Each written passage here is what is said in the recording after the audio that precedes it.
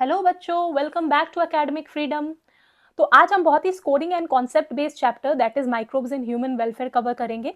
देखिए, ये चैप्टर तो छोटा है बट निट को यहाँ से डायरेक्ट एंड इजी क्वेश्चन पूछना बहुत पसंद है। एंड इस साल तो मैक्सिमम 4 क्वेश्चन आने वाले हैं इस टॉपिक से। तो क्यों ना हम 16 मार्क्स अपने लिए एकदम श्योर कर ले। चलिए, तो अब जैसे कि ये चैप्टर का नाम देखिए, माइक्रोब्स इन ह्यूमन वेलफेयर, है ना। तो यहाँ पे माइक्रोब्स जो है हमारे लिए, हमारे बेहतरी के लिए क्या काम कर रहा है, ये हम पढ़ेंगे। लास्ट चैप्टर जो आपका इससे पहले का था वो था ह्यूमन हेल्थ एंड डिजीज। उसमें हमने पढ़ा था कि जो माइक्रोब्स डिजीज कॉज करते हैं, तो क्या आपके आसपास जितने भी माइक्रोब्स हैं सब डिजीज कॉजिंग है? ऐसा तो लग नहीं रहा है, क्योंकि ये चैप्टर में लिखा है माइक्रोब्स इन ह्यूमन वेलफेयर, यानी कि हमारे बेहतरी के लिए काम करने वाला माइक्रोब्स। तो इसका आंसर हम कुछ क्वेश्चन से समझते हैं। Which bacteria is used in curd formation? तो हमने बचपन से ही दही खाने कहा गया है ना, दही हमारे हेल्थ के लिए अच्छा है। तो वो तो बैक्टीरिया बना रहा है, तो इसका मतलब कुछ बैक्टीरिया है जो हमारे लिए अच्छा भी है। विच माइक्रोब प्रोड्यूसेस एंटीबायोटिक्स? अब देखिए, एंटीबायोटिक के बिना तो हम अपना लाइफ सोच भी नहीं सकते, है ना। क्योंकि अगर हमारा तबीयत खराब होता है, हमें फीवर होता है या सर्दी जुकाम हो गया या लूज मोशन हो गया, तो डॉक्टर हमें एंटीबायोटिक ही सजेस्ट करता है। तो आज हमारा सर्वाइवल बिना एंटीबायोटिक का तो हम इमेजिन भी नहीं कर सकते। तो एंटीबायोटिक भी माइक्रोब से ही बन के आ रहा है।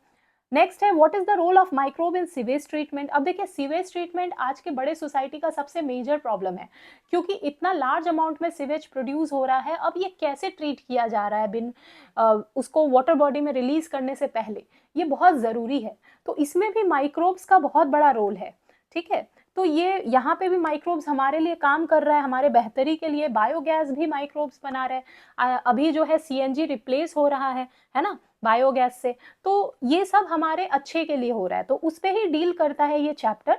तो चलिए स्टार्ट करते हैं।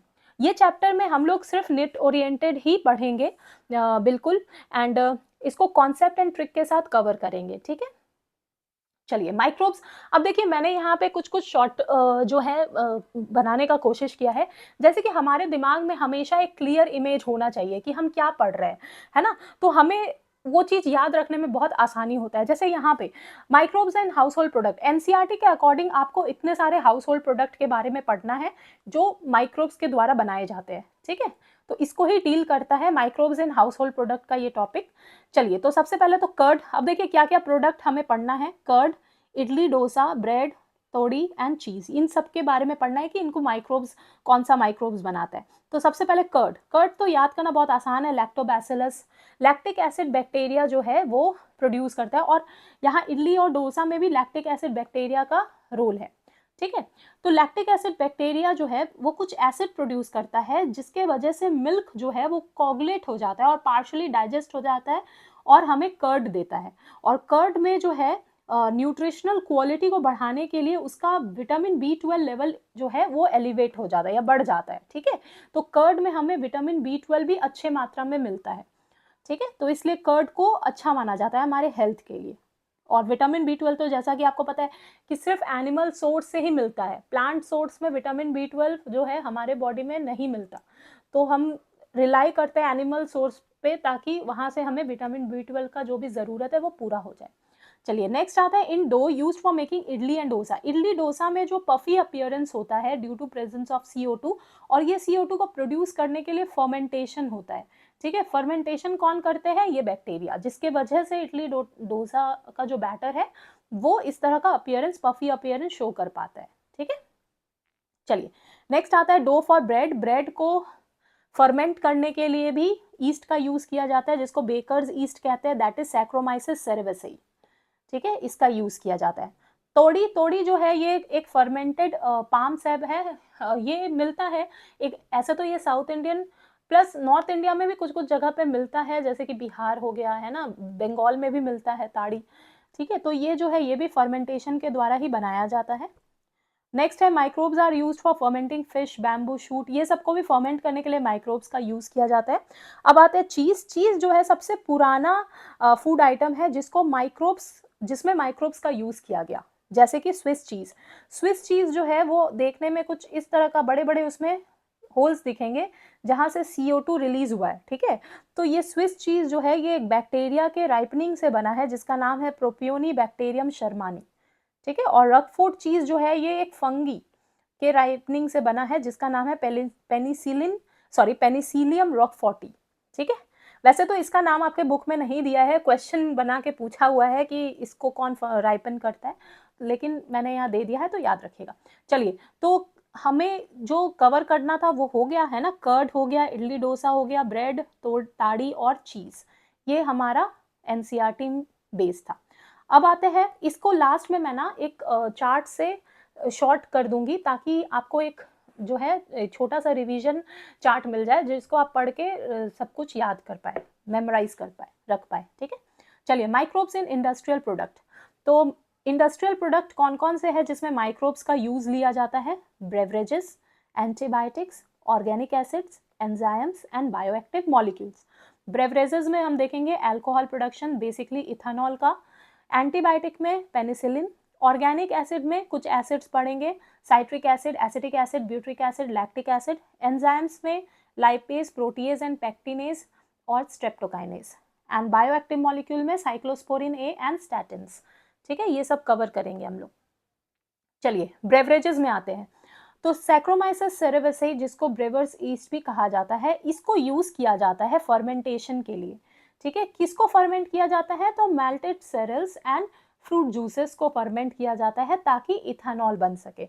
और अलग अलग रॉ मटेरियल से जो है बनाया जाता है इथेनॉल, और अलग अलग रॉ मटेरियल पे डिपेंड करता है उसका अल्कोहलिक नेचर। ठीक है, अब आते हैं डिस्टिल कर करके किसको बनाया जाता है? तो डिस्टिलेशन से विस्की, रम और ब्रांडी बनता है, और without distillation wine and beer. ये याद रखिएगा, यहाँ से क्वेश्चन आया हुआ है।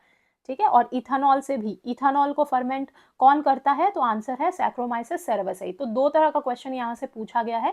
पहला है इथेनॉल को जो है इथेनॉल प्रोडक्शन कौन कराता है? तो सैक्रोमाइसिस सेरेविसेई। और दूसरा है with distillation and without distillation वाला क्वेश्चन। ठीक है, चलिए नेक्स्ट आते हैं एंटीबायोटिक्स।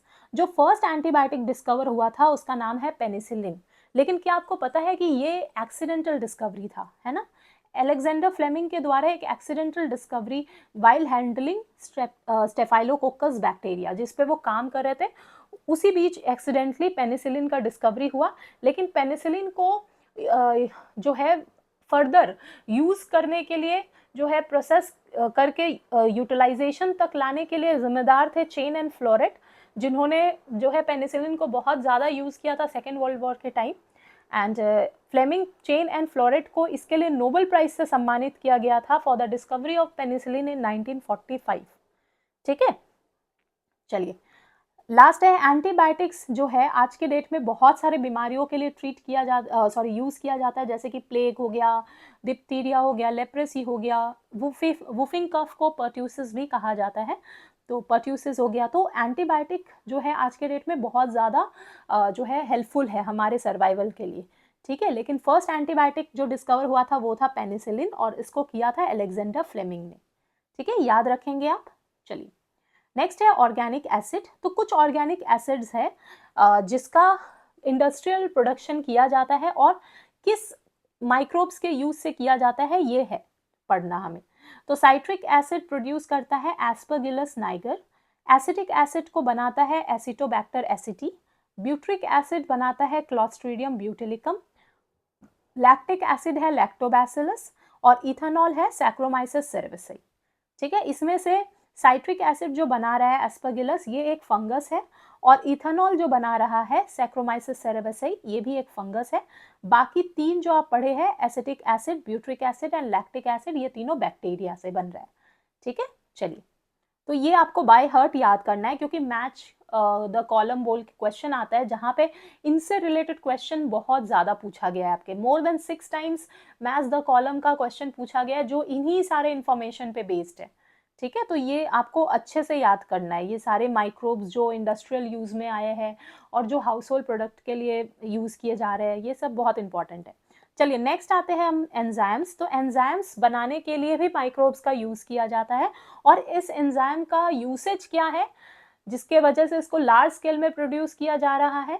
तो देखिए, लाइपेज जो है उसको डिटर्जेंट फॉर्मुलेशन में यूज़ किया जाता है, ताकि कपड़ों में जितने भी तेल से रिलेटेड दाग हो वो निकल सके। तो लाइपेज उन सारे दागों को तोड़ देता है, हटा देता है, मतलब डाइजेस्ट कर जाता है, तो इसलिए कपड़े साफ हो जाते हैं। ठीक है, तो इसलिए लाइपेज का यूसेज है। दूसरा, जो है फ्रूट जूसेस जो अब मार्केट में हमें जो चीज़ सबसे सुंदर दिखेगा, अच्छा दिखेगा, हम उसी पे अपना पैसा इन्वेस्ट करेंगे, है ना?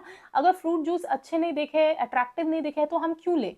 तो इसीलिए फ्रूट जूसेस को साफ और क्लियर बनाने के लिए जो है प्रोटीज़ एंड पेक्टिनेज़ एंजाइम्स का यूज़ किया जाता है, जिससे वो साफ हो सके, ठीक है? तो use to clear fruit juices before bottling, bottling करने से पहले फ्रूट जूसेस को ट्रीट किया जाता है इनसे, ओके। चलिए नेक्स्ट आते हैं स्ट्रेप्टोकाइनेज। स्ट्रेप्टोकाइनेज एक ऐसा एंजाइम है जो कि क्लॉट को बर्स्ट करता है। अब जैसे कि समझते हैं ऐसा कि मान लीजिए कि कुछ ऐसे पेशेंट्स हैं जिनके आर्टरीज में इस तरह से क्लॉट बन गया है, ठीक है? क्लॉट्स जो होते हैं ना वो वेसल में इस तरह से बन जाते हैं, डैमेज और किसी भी रीजन से, ठीक है, वेसल डैमेज। अब क्या हो रहा है, यहाँ से जो ब्लड गुजर रहा था, जिस अमाउंट में ब्लड को गुजरना चाहिए ऑक्सीजन लेके, अभी क्या हो गया, लो हो गया, क्योंकि कम अमाउंट ऑफ ब्लड जा पा रहा है। मान लीजिए ये हर्ट टिश्यूज को ब्लड सप्लाई कर रहा है, तो अब क्या हो रहा है, हर्ट टिश्यूज को सही से ऑक्सीजन नहीं मिलने पे टिश्यूज डैमेज हो रहे हैं, है ना? यहाँ पे वही लिखा है, person who have undergone myocardial infarction, यानी कि मायोकार्डियल टिश्यू में अगर किसी तरह का डैमेज हो रहा है, जो कि एक प्राइमरी सिम्टम हो सकता है हार्ट अटैक का, तो ऐसे पेशेंट को स्ट्रेप्टोकाइनेज इंजेक्ट किया जाता है, जिससे ये जो क्लॉट बना है इस क्लॉट को ये एंजाइम तोड़ देता है, ठीक है? तो एंजाइम इस क्लॉट को तोड़ दिया, जिसके वजह से वेसल अब क्लियर हो गया है और ब्लड सप्लाई अच्छे से कर पाएगा वो। तो अब अच्छे से ब्लड सप्लाई कर पाएगा तो जो हार्ट के टिश्यूज है उनको प्रॉपर ब्लड मिल पाएगा। तो ये क्लॉट बस्टर का काम करता है, स्ट्रेप्टोकाइनेज क्लॉट को बर्स्ट करता है ऐसे पेशेंट में जिनका इस तरह से क्लॉट का फॉर्मेशन हुआ हो आर्टरीज में, ठीक है? चलिए, तो ये हो गया हमारा। तो स्ट्रेप्टोकाइनेज को बनाने वाला जो बैक्टीरिया है उसका नाम है स्ट्रेप्टोकोकस, और ये इंपॉर्टेंट आपको याद रखना है, ठीक है, जो कि एक क्लॉट बस्टर है, ठीक है? तो 3 एंजाइम्स का प्रोडक्शन हुआ, lipase, protease, pectinase and streptokinase, okay? Enzymes याद रहेगा आपको। चलिए नेक्स्ट आते हैं अब हम लोग बायो एक्टिव मॉलिक्यूल्स। अब देखिए कुछ ऐसे मॉलिक्यूल्स जिसका यूज हमारे लाइफ में कभी ना कभी, है ना, पड़ सकता है। तो जैसे सबसे पहला है साइक्लोस्पोरिन ए। ये एक ऐसा मॉलिक्यूल है जो इम्यूनोसप्रेसिव एजेंट की तरह काम करता है। अब जैसे देखिए क्या होता है कि पेशेंट में जब ऑर्गन ट्रांसप्लांट होता है, ऐसे तो सारे टेस्ट वगैरह करके ही ट्रांसप्लांट किया जाता है, बट स्टिल क्योंकि हमारा इम्यूनिटी हमारा बॉडी जो है बनाता रहता है, तो ट्रांसप्लांट होने के बाद हमारा बॉडी उसको रिजेक्ट ना करे इम्यूनिटी बना के, इसीलिए ट्रांसप्लांट के बाद पेशेंट को इम्यूनोसप्रेसिव ड्रग्स दिया जाता है ताकि उसका बॉडी रिजेक्ट ना करे जो पेशेंट सॉरी जो ऑर्गन उनके बॉडी में आया है उसे, ठीक है? तो ऐसा ही एक जो बायोएक्टिव मॉलिक्यूल है वो है साइक्लोस्पोरिन ए, जो कि एक फंगस के द्वारा बनता है जिसका नाम है ट्राइकोडर्मा पॉलिस्पोरम। याद रखिएगा ये एक फंगस है, ठीक है? तो साइक्लोस्पोरिन ए ट्राइकोडर्मा पॉलिस्पोरिन ने बनाया और ये काम करता है कैसा, इम्यूनोसप्रेसिव एजेंट जैसा, ओके। चलिए नेक्स्ट है स्टैटिन्स। अब देखिए स्टैटिन्स का क्या काम है, इसको बनाता है मोनास्कस पुरपुरियस, ये भी एक तरह का फंगस है ईस्ट। अब देखिए यहाँ पे क्या होता है, कोलेस्ट्रॉल सिंथेसिस के टाइम जो एंजाइम्स का काम है, जो एंजाइम कोलेस्ट्रॉल सिंथेसिस में अपना रोल प्ले करता है ना, तो पहले एंजाइम जो है बाइंड करता है अपने रिसेप्टर से, तभी काम आगे बढ़ता है ना। तो मान लीजिए इस एंजाइम का स्ट्रक्चर कुछ ऐसा है, ऐसा, तो ये फिट होगा अपने रिसेप्टर से, तभी आगे काम बढ़ेगा, है ना। लेकिन स्टैटिन जो है ना, इसका भी स्ट्रक्चर जो है कुछ ऐसा है। तो ये क्या करता है, एंजाइम जहाँ बाइंड करने वाला था उस जगह खुद को बाइंड कर देता है, और जो सिंथेसिस का प्रोसेस एंजाइम चलाने वाला था अब ये सिंथेसिस को रोक देता है।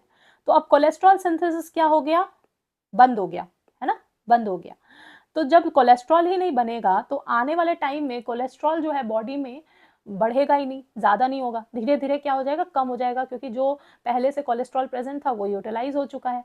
तो कोलेस्ट्रॉल को कम करने के लिए, है ना, आज के डेट में कोलेस्ट्रॉल सबका एक मेजर प्रॉब्लम हो गया है, हाई कोलेस्ट्रॉल सबको होता है, तो डॉक्टर उसको कंट्रोल करने के लिए स्टैटिन से रिलेटेड ड्रग्स देता है। तो ये स्टैटिन क्या करता है, लोअरिंग एजेंट है, ठीक है, cholesterol, blood cholesterol lowering agent, ठीक है। तो स्टैटिन का काम यही है कि वो हमारे ब्लड के कोलेस्ट्रॉल लेवल को कम करता है। कैसे कम करता है ये मैंने आपको बताया, क्योंकि ये कॉम्पिटिटिव इनहिबिटर है एंजाइम का, तो एंजाइम के जगह खुद को जो है बाइंड करा देता है और फिर आगे जो है कोलेस्ट्रॉल सिंथेसिस रुक जाता है, ठीक है, जिससे नए कोलेस्ट्रॉल्स नहीं बनते। तो यहाँ पे हमने बायोएक्टिव मॉलिक्यूल्स पढ़ लिया। अब देखिए जो जो मैंने यहाँ पे लिखा था वो सब हमने पढ़ा या नहीं, देखते हैं अब हम लोग। तो ब्रेवरेजेस में हमने अल्कोहल पढ़ लिया है ना, इथेनॉल, सैक्रोमाइसिस सेरेवेसई। एंटीबायोटिक्स में पेनिसिलिन भी पढ़ा हमने, पेनिसिलियम नोटाटम बनाता है इसे। ऑर्गेनिक एसिड में साइट्रिक एसिड हमने पढ़ा, एस्परगिलस नाइगर। एसिटिक एसिड जो है ये कौन बनाता है, एसिटोबैक्टर एसिटी। ब्यूट्रिक एसिड बनाता है क्लॉस्ट्रीडियम ब्यूटेरिकम, और लैक्टिक एसिड बनाता है लैक्टोबैसिलस, ठीक है। और एंजाइम्स क्या क्या हम लोग के डेली लाइफ में काम आता है, जो हमारे डेली लाइफ में चीज़ें हैं उसमें काम आता है। तो lipase, protease and pectinase and streptokinase, इससे रिलेटेड क्वेश्चन आता है, याद रखिएगा, स्ट्रेप्टोकाइनेज से रिलेटेड। बायोएक्टिव मॉलिक्यूल्स में ये दोनों ही बहुत इंपॉर्टेंट है, क्योंकि लगातार इन दोनों से क्वेश्चन बन के आए हैं।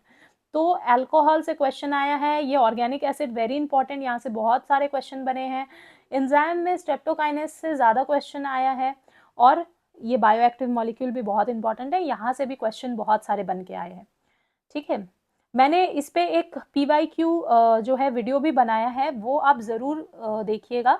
जैसे ही आप ये चैप्टर कंप्लीट कर लेते हैं PYQ ज़रूर प्रैक्टिस कीजिएगा, और अगर आप PYQ देख के यहाँ आ रहे हैं तब तो और अच्छा है, आपको जल्दी जल्दी चीज़ें समझ में आएंगी। चलिए माइक्रोब्स पे आते हैं। तो ये सॉरी माइक्रोब्स नहीं आते, ये वो स्लाइड है जो मैंने शॉर्ट करके आपको बनाया है ताकि आप चीज़ों को मेमोराइज कर सके, है ना। जैसे कि देखिए माइक्रोब्स हाउस होल्ड में क्या क्या काम करता है, कर्ड, इडली डोसा, ब्रेड, तोड़ी, चीज़, है ना। चीज़ में कौन कौन से चीज़ है, स्विस चीज़ एंड रकफोर्ट चीज़। फिर आते हैं ऑर्गेनिक एसिड्स, है ना, ये सारे ऑर्गेनिक एसिड्स जो है माइक्रोब्स इसमें रोल प्ले करता है बनाने में। अल्कोहल में इथेनॉल, इथेनॉल के लिए कौन सा bacteria responsible, sorry east responsible है, सैक्रोमाइसिस सेरेवेसई। उसके बाद एंटीबायोटिक, एंटीबायोटिक के लिए पेनिसिलिन कौन बनाता है, पेनिसिलियम नोटाटम, पेनिसिलियम होगा, पेनिसिलियम नोटाटम। एंजाइम्स में कौन कौन से एंजाइम्स रिस्पॉन्सिबल है, स्ट्रेप्टोकाइनेज बहुत इंपॉर्टेंट है, ये पढ़ लीजिएगा। बायोएक्टिव मॉलिक्यूल्स में कौन कौन से बायोएक्टिव मॉलिक्यूल एग्जाम में आ सकते हैं, ये दो बहुत इंपॉर्टेंट। चलिए नेक्स्ट आते हैं। अब देखिए जो ब्रेवरेजेस होते हैं और एंटीबायोटिक्स होते हैं ये लार्ज स्केल में बनाया जाता है। ऐसे तो अगर हम बात करें तो वैक्सीन्स का भी प्रोडक्शन हो रहा है ना। उसके बाद हम आते हैं, वैक्सीन्स हो गया, एंजाइम्स हो गए, ठीक है। एंटीबायोटिक्स तो है ही, एंटीबायोटिक्स तो फर्मेंटेशन से ही। तो इन सब को ना फर्मेंटेशन प्रोसेस से ज़्यादा लार्ज स्केल में प्रोड्यूस किया जाता है, ठीक है, इंडस्ट्रियल स्केल में। तो लार्ज स्केल में जब प्रोड्यूस करना है तो इनको बड़े बड़े वेसल्स में फर्मेंट किया जाता है, जिसको फर्मेंटर्स कहते हैं, ठीक है। तो आपके सामने दिख रहा होगा आपको यहाँ पे एक डायग्राम है फर्मेंटर बोल के। तो ये लार्ज वेसल्स होते हैं जिसके अंदर जो है ब्रेवरेजेस या एंटीबायोटिक्स को फर्मेंट किया जाता है एनारोबिक माइक्रोबियल फर्मेंटेशन के द्वारा, और इसी को कहते हैं फर्मेंटर, ठीक है। अभी मैं जो बता रही थी कि क्या होता है कि जब सेल्यूलर किसी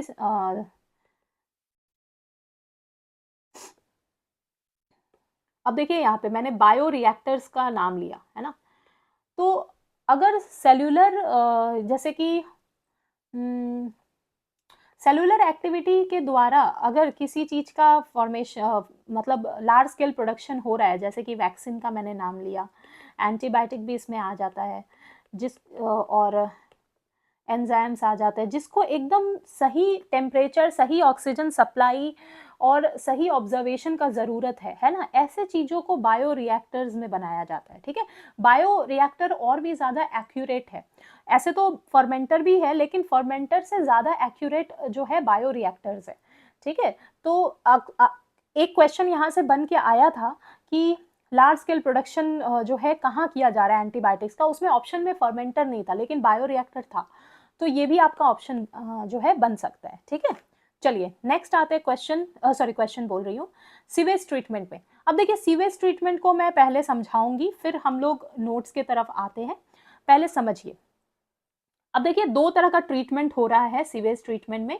एक होता है प्राइमरी ट्रीटमेंट प्राइमरी ट्रीटमेंट और एक होता है सेकेंडरी ट्रीटमेंट।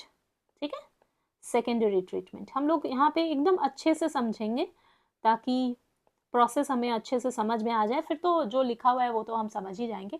तो प्राइमरी ट्रीटमेंट में क्या होता है, जो भी सिवेज आया है ना, सिवेज कहाँ से आया है, तो डोमेस्टिक वेस्ट। अब देखिए सिवेज जो है आज का सबसे बड़ा मेजर प्रॉब्लम है, जिसको डिस्पोज ऑफ करना बहुत मतलब बहुत बड़ा क्वेश्चन है ना। इतने बड़े सोसाइटी है, सिटीज ग्रो कर रहे हैं, तो large number of sewage produce हो रहा है।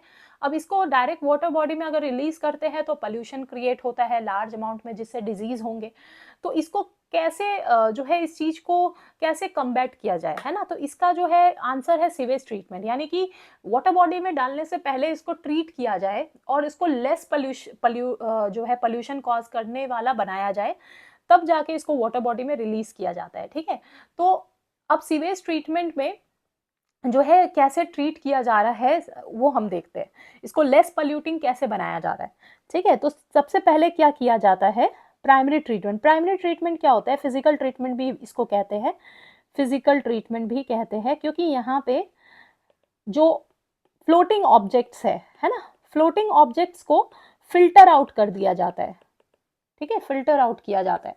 और जो ग्रिड्स है, ठीक है, जो ग्रिड्स वगैरह होते हैं जैसे कि पेबल्स हो गए, सैंड हो गए, है ना, ये जो भारी भरकन ऑब्जेक्ट है और नीचे चला जाता है, बैठ जाता है, इसको कहते हैं प्राइमरी स्लज। ठीक है, और अब जो यहाँ पे जो सुपरनेटेंट है, यानी कि जो यहाँ पानी और उसके साथ वेस्ट है, इसको कहते हैं एफ्लुएंट। ठीक है, अब इस एफ्लुएंट में ही ऑर्गेनिक वेस्ट है, अब इसको भेजा जा रहा है सेकेंडरी ट्रीटमेंट के तरफ।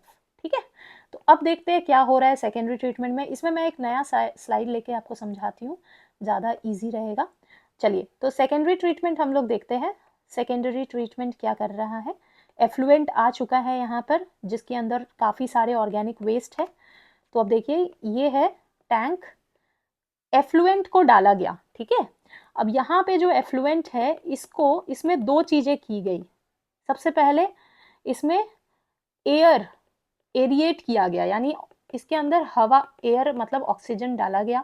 और दूसरा एगिटेटेड। ठीक है, एरिएटेड एंड एगिटेटेड। तो एगिटेटेड का मतलब मोशन, मोशन दिया गया, मूवमेंट कराया गया इसमें। ठीक है, और एरिएटेड मतलब एयर दिया गया। तो अब क्या होता है, सीवेज में ना पहले से ही कुछ माइक्रोब्स होते हैं, जिसको हेटेरोट्रॉपिक माइक्रोब्स कहते हैं। ये जो है एक तरह से एरोबिक माइक्रोब्स ही होते हैं, जो क्या करते हैं, यहाँ पे जितने भी ऑर्गेनिक वेस्ट होते हैं ना, उन पे ग्रो करते हैं, उनको डाइजेस्ट करते हैं। ठीक है, और डाइजेस्ट करने के बाद, क्योंकि एयर तो उनको मिल ही रहा है, ऑक्सीजन तो उनको मिल ही रहा है, तो वो क्या कर रहा है, अपना काम चालू रखे है डाइजेशन का। तो डाइजेस्ट करने के बाद जो है इस तरह का फंगस स्ट्रक्चर जो है ग्रो कर जाता है, नीचे की तरफ बैठ जाता है, न्यूट्रिशन तो मिल गया, तो फंगल ग्रोथ हो गया, और इसके साथ बैक्टीरिया भी एसोसिएटेड हो गए। ठीक है, इस स्टेज में क्या होता है कि जो ऑर्गेनिक वेस्ट है ना, वो कम हो जाता है, क्योंकि जितने भी ऑर्गेनिक वेस्ट है सब डाइजेस्ट करके बैक्टीरिया और फंगस जो है अपने अंदर ले लिया। तो यहाँ पे क्या होता है, जो हमारा इसका बीओडी है, यानी कि बायोकेमिकल ऑक्सीजन डिमांड, वो कम हो जाता है। अब देखिए बीओडी कैसे वेरी करता है, तो जब ऑर्गेनिक वेस्ट ज़्यादा होता है ना किसी भी चीज़ में, ऑर्गेनिक वेस्ट ज़्यादा होगा, तो ऑटोमेटिकली बायोकेमिकल ऑक्सीजन डिमांड बढ़ जाएगा, क्योंकि ज़्यादा माइक्रोब्स उसको डाइजेस्ट करेंगे, ज़्यादा एक्टिविटी होगा तो ऑक्सीजन डिमांड भी बढ़ेगा, है ना। तो वेस्ट ज़्यादा है तो ऑक्सीजन डिमांड भी बढ़ गया। लेकिन एक्सक्यूज मी, ऑर्गेनिक वेस्ट जब कम हो जाता है तो और बीओडी भी क्या हो जाता है, कम हो जाता है। तो जिस स्टेज में बीओडी कम हो जाता है, उस स्टेज में ये जो नीचे जमा हुआ है ना, जिसको हम फंगस और उसके साथ बैक्टीरिया एसोसिएटेड है, इसको फ्लॉक कहते हैं कलेक्टिवली, और ये बनाता है एक्टिवेटेड स्लज। ठीक है, एक्टिवेटेड स्लज। अब इस एक्टिवेटेड स्लज को भेजा जाता है स्लज डाइजेस्टर में। ठीक है, किसको भेजा गया, एक्टिवेटेड स्लज को। ठीक है, एक्टिवेटेड स्लज गया स्लज डाइजेस्टर में, और ये स्लज डाइजेस्टर क्या किया, इसके अंदर कुछ एनारोबिक बैक्टीरिया होते हैं। एनारोबिक बैक्टीरिया बेसिकली मिथेनोजेंस ही बोलेंगे। तो ये जो है ये क्या करते हैं, इसी से इसको डाइजेस्ट करके इसमें से कुछ गैसेस प्रोड्यूस करते हैं जो कि मीथेन, H2S एंड CO2 होता है। कलेक्टिवली इसको बायोगैस कहते हैं, ठीक है।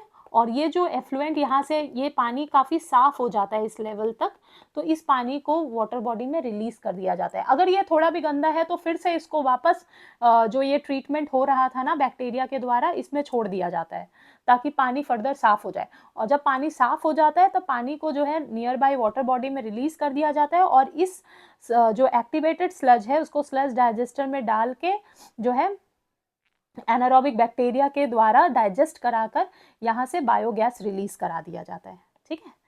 तो हमने देखा कि यहाँ से दो फायदा हुआ, एक तो हमें बायोगैस भी मिल गया जो कि फ्यूल की तरह काम करता है ना। तो इसको घरों में जो है फ्यूल के तौर पे फ्लेमेबल गैस है तो फ्यूल के तौर पे घर में सप्लाई भी किया जाता है। दूसरा जो है इसे इलेक्ट्रिसिटी भी बनाया जा सकता है।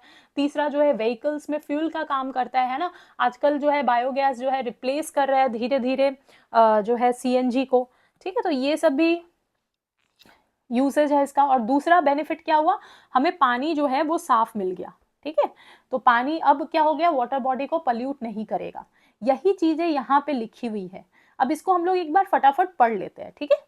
चलिए, प्राइमरी ट्रीटमेंट में क्या हुआ, फिजिकल ट्रीटमेंट हुआ जहां पे फिजिकली लार्ज और स्मॉल पार्टिकल को हटाया गया, फ्लोटिंग डेब्रिस को रिमूव किया गया फिल्ट्रेशन के द्वारा, और ग्रिट को सेडिमेंटेशन के द्वारा। All solid that settle form primary sludge, यहाँ बताया मैंने, जब जितने भी नीचे बैठ जाते हैं प्राइमरी ट्रीटमेंट के द्वारा टाइम पे, सबको प्राइमरी स्लज कहते हैं। और जो ऊपर फ्लोट करते हैं उसको एफ्लुएंट कहते हैं, जिसमें ऑर्गेनिक वेस्ट होता है, और इसी को सेकेंडरी ट्रीटमेंट के लिए भेजा जाता है, एफ्लुएंट को, ठीक है। तो effluent is taken for secondary treatment. Next आता है सेकेंडरी ट्रीटमेंट, जो कि एक बायोलॉजिकल ट्रीटमेंट है, क्योंकि यहाँ पे माइक्रोब्स का बहुत बड़ा रोल है। बिना माइक्रोब्स के तो ये ट्रीटमेंट हो ही गई नहीं, पॉसिबल ही नहीं है। हम फिर ये सीवेज ट्रीटमेंट जो है ये हमारे लिए मतलब ह्यूमंस इसको रिप्लेस नहीं कर सकता किसी भी चीज से बाय एनी मीन्स। जब तक अगर माइक्रोब्स ना हो ये ट्रीटमेंट पॉसिबल ही नहीं है। तो बायोलॉजिकल ट्रीटमेंट जो है यहाँ पे माइक्रोब्स रोल अपना प्ले करने आ जाते हैं। तो पहले जो है हेट्रोट्रॉपिक बैक्टीरिया अपना रोल प्ले करते हैं, जो कि नेचुरली सीवेज में होते हैं, और ये जो है ये ग्रो करके क्या करते हैं, फ्लॉक्स बनाते हैं। फ्लॉक्स जो कि एक masses of bacteria associated with fungal filament है, और ये जब नीचे जमा हो जाते हैं तो इसको एक्टिवेटेड स्लज कहा जाता है। अब इस एक्टिवेटेड स्लज को जो है स्लज एनारोबिक स्लज डाइजेस्टर में छोड़ा जाता है, जहां पे एनारोबिक बैक्टीरिया अपना काम करती हैं और इन बैक्टीरिया और फंगस को डाइजेस्ट करके कुछ गैसेस रिलीज करती हैं, जिनको हम कलेक्टिवली बायोगैस कहते हैं, ठीक है।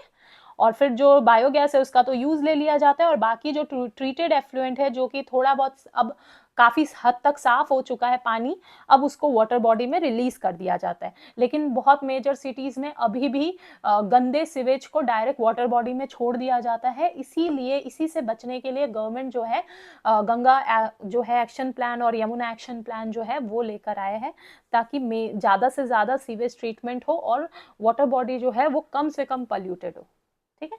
आई होप आपको ये अच्छे से समझ आ गया होगा। हालांकि अभी तक यहाँ से सिर्फ 2 ही क्वेश्चन आया है और दोनों ही बहुत सिंपल क्वेश्चन थे, तो इतना ज़्यादा टेंशन नहीं लीजिए, रिलैक्स होके एकदम पढ़िएगा, समझ में आ जाएगा इजीली आपको, ठीक है। चलिए नेक्स्ट आते हैं microbes in production of biogas. अब जो हमने अभी अभी पढ़ा ना, वहाँ पे भी बायोगैस ही बन रहा था। अब बायोगैस में बायोगैस कहाँ कहाँ और बनता है ये हम लोग देखते हैं, और जहाँ भी बायोगैस बनता है उन जगह पर माइक्रोब्स का ही रोल है। एनारोबिक माइक्रोब्स ही उनको बनाते हैं, जिनको हम मिथेनोजेंस कहते हैं, ठीक है। मिथेनोजेंस में एग्जाम्पल आता है मिथेनोबैक्टीरिया, ठीक है। ये लोग आर्के बैक्टीरिया से बिलोंग करते हैं, जो कि एक्सट्रीम कंडीशन में सरवाइव करते हैं। आप लोग सेल वाले टॉपिक में जो टॉपिक था ना आपका बायोलॉजिकल क्लासिफिकेशन, उसमें आपने पढ़ा होगा क्लास 11 में। चलिए, तो bacteria which grow anaerobically on cellulosic material produce large amount of methane with CO2 and H2, ठीक है। मीथेन इंपॉर्टेंट है, मीथेन बनाने वाले बैक्टीरिया को ही मिथेनोजेंस कहते हैं, और साथ में ये लोग CO2 और H2 भी रिलीज करते हैं। ऐसे बैक्टीरिया कहाँ कहाँ पाए जाते हैं ये हम लोग देखेंगे। तो एनारोबिक स्लज डाइजेस्टर, जो कि अभी आपने सीवेज ट्रीटमेंट में पढ़ा था। दूसरा है rumen of cattle, flooded rice field, marshy places, ठीक है, इन सब जगह पे पाए जाते हैं ऐसे bacteria. The technology of biogas production was developed in India mainly due to effort of Indian Agricultural Research Institute and Khadi and Village Industries Commission। ज़्यादातर आपको ये बायोगैस का जो प्लांट है ना वो आपको रूरल एरियाज में ही देखने को मिलेगा, क्योंकि वहाँ पे कैटल्स वगैरह बहुत ज़्यादा होते हैं, तो लार्ज अमाउंट में काउडंग वगैरह प्रोड्यूस होता है, तो उन सब को जो है ना इस प्लांट में डाला जाता है, और यहाँ से क्या होता है गैसेस भी बनता है जो कि वहाँ के हाउस होल्ड यूसेज के लिए ले लिया जाता है, और या तो फ्यूल के तौर पे ले लिया जाता है, और जो फर्टिलाइजर्स बनते हैं उनको वहाँ के खेत में यूज़ कर लिया जाता है। ठीक है, तो इसीलिए रूरल एरियाज में आपको बायोगैस का प्लांट ज़्यादा मिलेगा। चलिए, बायोगैस इज प्रोड्यूस्ड, अब इसको समझिए यहाँ से, है ना, बायोगैस का ये है स्ट्रक्चर। अब देखिए ये जो स्ट्रक्चर है ना, ये इनलेट है, यहाँ से जितने भी स्लरी होते हैं, काउडंग वगैरह होते हैं ना, सब डाले जाते हैं, और फिर डाइजेस्टर में जाने के बाद यहाँ पे होते हैं बैक्टीरिया जो कि डाइजेस्ट करते हैं ऑर्गेनिक वेस्ट को, और फिर वहाँ से गैसेस रिलीज होता है, तो इसके ऊपर एक लिड होता है जो कि मतलब मूव करता है। देखिए यहाँ पे लिखा है फ्लोटिंग कवर।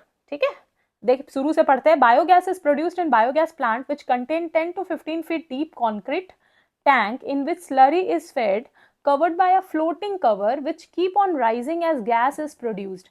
जैसे जैसे गैस बनेगा ना, तो ये जो कवर है, लिड है, वो ऊपर आता है, फ्लोट करके ऊपर आता है। ठीक है, हवा से जो है ये ऊपर आता है, और जब ये ऊपर आता है तो ये पाइप से ना गैसेस जो है कलेक्ट करके ट्रांसफर कर दिया जाता है, जहां जहां जरूरत है गैसेस को भेज दिया जाता है। It contain an outlet for removal of biogas and another to remove spent slurry. अब ये आउटलेट जो है, इससे बायोगैस निकल रहा है, और ये आउटलेट जो है यहाँ से स्लरी जाके यहाँ जमा हो जा रहा है, जिसको फर्दर बायो फर्टिलाइजर के तौर पे यूज कर लिया जाएगा। क्लियर? तो ये गोबर ग्लास प्लांट है। होप आपको इजीली समझ आ गया होगा। कुछ नहीं है यहाँ से ज़्यादातर क्वेश्चन आपको यहीं से मिलता है। ये जो मैंने एक पैराग्राफ में लिखा है ना, यहाँ से सबसे ज़्यादा क्वेश्चन आता है, तो ज़्यादा टेंशन मत लीजिए, इस जगह को अच्छे से देखिएगा। चलिए नेक्स्ट आते हैं microbes as bio control agent. अब देखिए बायो कंट्रोल एजेंट क्या है।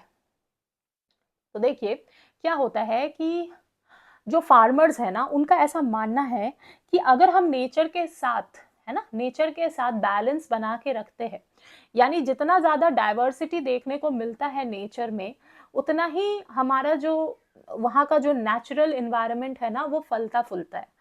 ठीक है, यानी कि अगर हम सारे जानवरों को मार दे, है ना, और हम सोचे कि सिर्फ ह्यूमंस ही जो है इस धरती पे राज करेगा, तो ऐसा नहीं हो सकता। हमें कहीं ना कहीं हम डिपेंडेंट है उन माइक्रोब्स पे, उन एनिमल्स पे, तो हमारा इकोसिस्टम ऐसे ही काम करता है। वैसे ही फार्मर्स जो है, फार्मिंग जहाँ हो रहा होता है उस जगह पे भी इकोसिस्टम इसी तरह से काम करता है।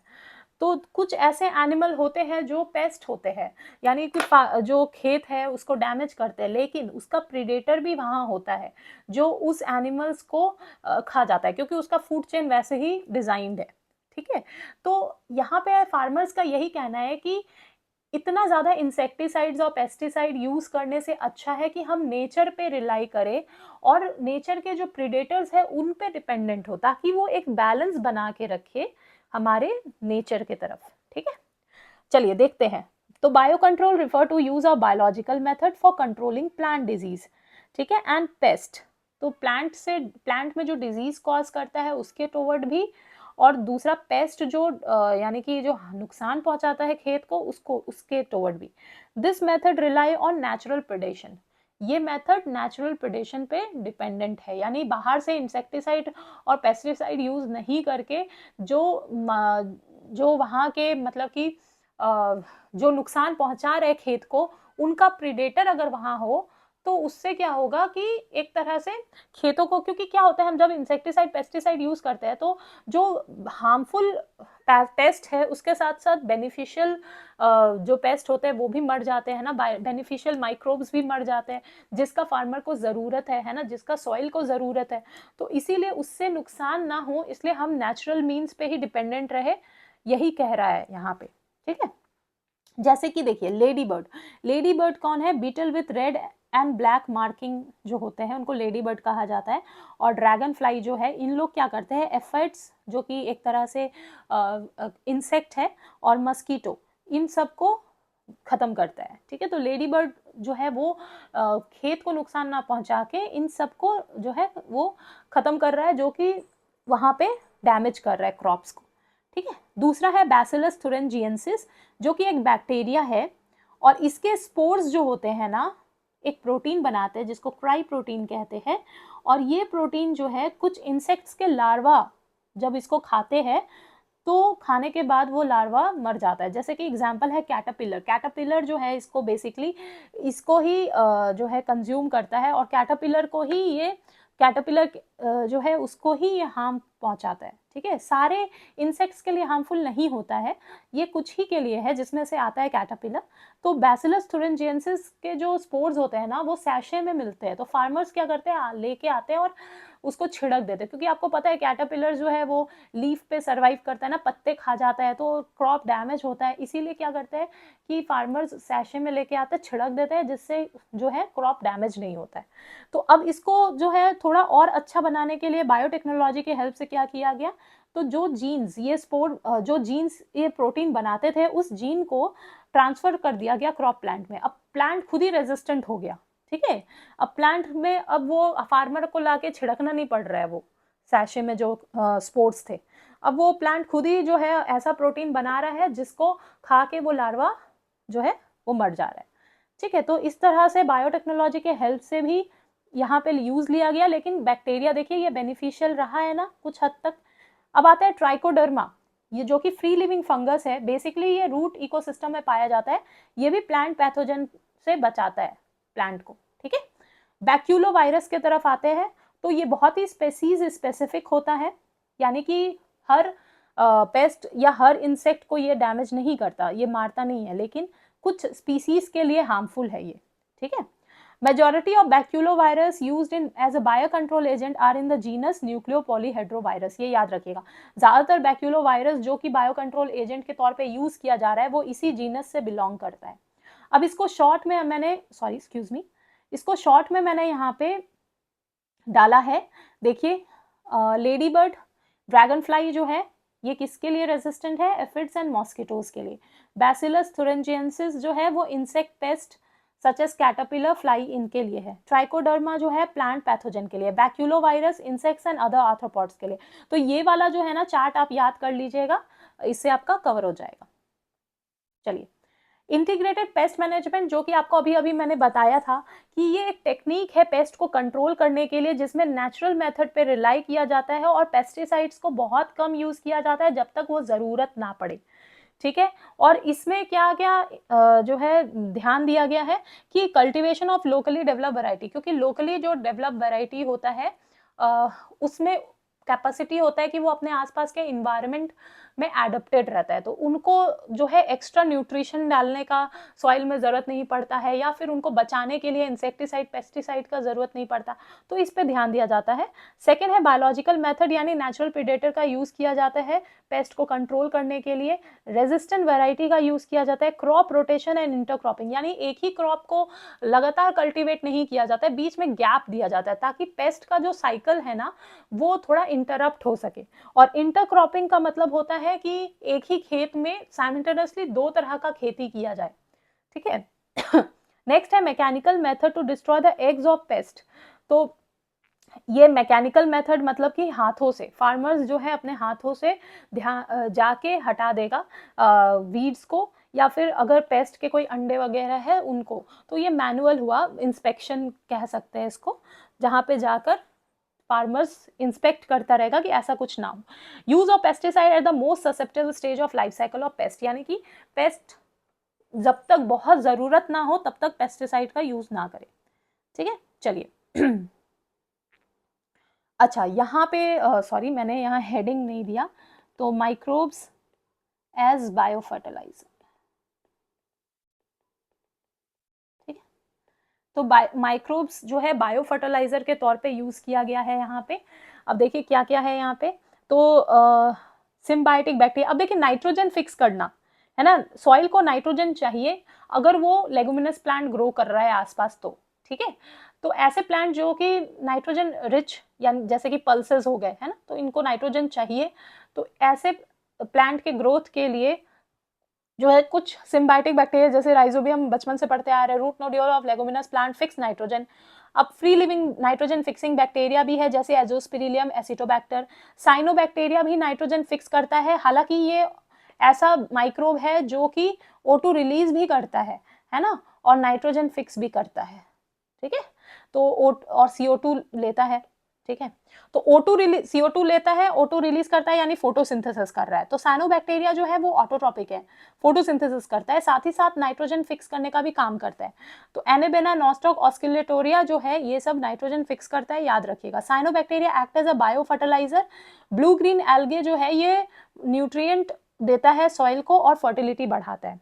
माइकोरहिजा में आते हैं तो ये एक सिम्बायोटिक रिलेशन है फंगस और प्लांट का, यानी फंगस जो है ये सॉइल के कांटेक्ट में रहता है और प्लांट क्योंकि ऑटोट्रॉपिक है तो ये सनलाइट के प्रेजेंस में रहता है। और फंगस क्या कर रहा है, एब्जॉर्ब कर रहा है फॉस्फोरस और दे रहा है प्लांट को। दूसरा, रूट बॉर्न पैथोजन से बचा रहा है। सैलिनिटी और ड्राट में जो है ये बचा के रखता है, टॉलरेंस है इसका। प्लांट ग्रोथ एंड डेवलपमेंट पे रोल प्ले कर रहा है और वाटर एब्जॉर्प्शन पे काम कर रहा है।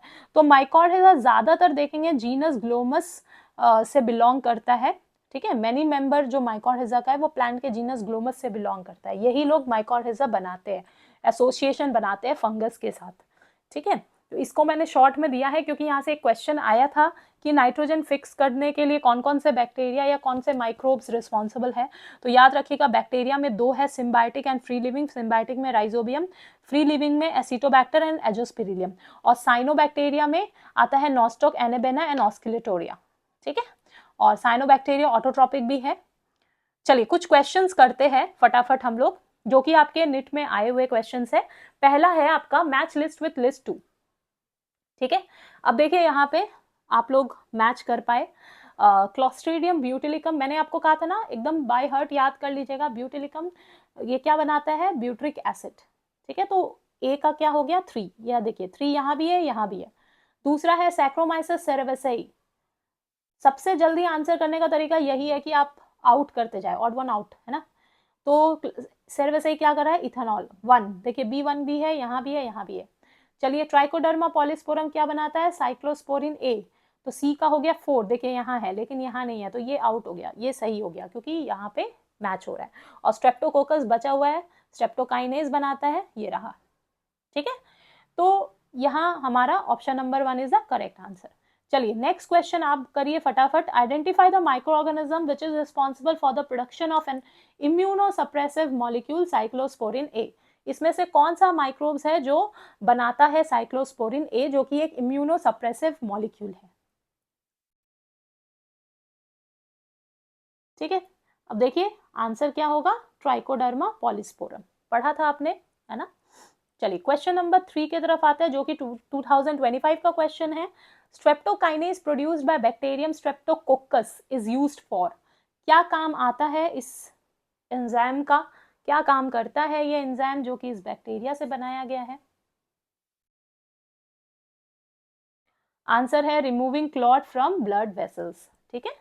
चलिए क्वेश्चन नंबर 4 की तरफ आते हैं। Which of the following organism can not fix nitrogen, अभी अभी मैंने आपको पढ़ाया। तो कौन कौन से हैं जो नाइट्रोजन फिक्स नहीं कर सकते, इसमें से कौन है वो देखते हैं।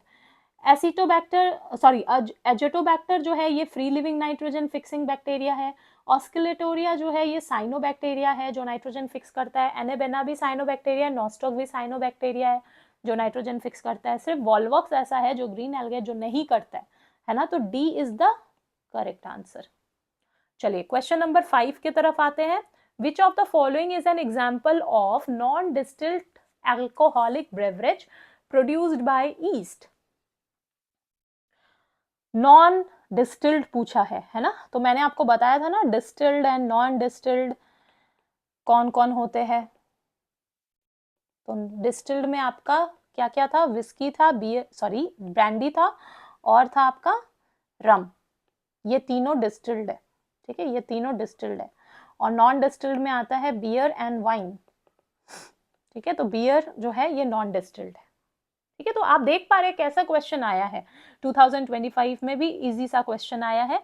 एंड इस साल ज्यादा क्वेश्चन आने का चांसेस है, तो आप लोग जो है एकदम प्रिपेयर रहिए इस चैप्टर को लेके अच्छे से, ताकि 4 क्वेश्चन में से चारों सही करके आए आप, ठीक है, अब आपका टास्क बिल्कुल सिंपल हो चुका है। आज के जो कॉन्सेप्ट है उसको जो है पढ़िए, है ना, रिवाइज कीजिए और सॉल्व कीजिए, पीवाईक्यू एटलीस्ट सॉल्व कीजिए निट का, जिससे आपको आइडिया होगा कि कैसे क्वेश्चंस बन के आते हैं आपके निट के पेपर में। ठीक है, ये चीज हमेशा याद रखिएगा कि निट जो है ये नहीं देखता कि आप कितना जो है रट्टा मारे हैं, है ना, कितना याद किया, वो ये देखता है कि कितना स्मार्टली आप रिवाइज किया। इसीलिए क्वेश्चन घुमा घुमा के बनाता है ताकि आप आंसर करने में थोड़ा टाइम लगाए, है ना, और वहीं पे खेल जाता है निट। चलिए, तो अगर ये लेक्चर आपके लिए हेल्पफुल रहा हो तो please like share and subscribe, और ऐसे ही मेरे चैनल को प्यार दीजिए ताकि मैं और भी आपके लिए वीडियो बना के लाऊं। और अगर आपको किसी टॉपिक पे इस तरह का वीडियो चाहिए तो आप कमेंट में ज़रूर लिखें कि आप किस टॉपिक पे वीडियो चाहते हैं, मैं ज़रूर कोशिश करूँगी उस टॉपिक पे बनाने का। सो तब तक के लिए थैंक यू सो मच।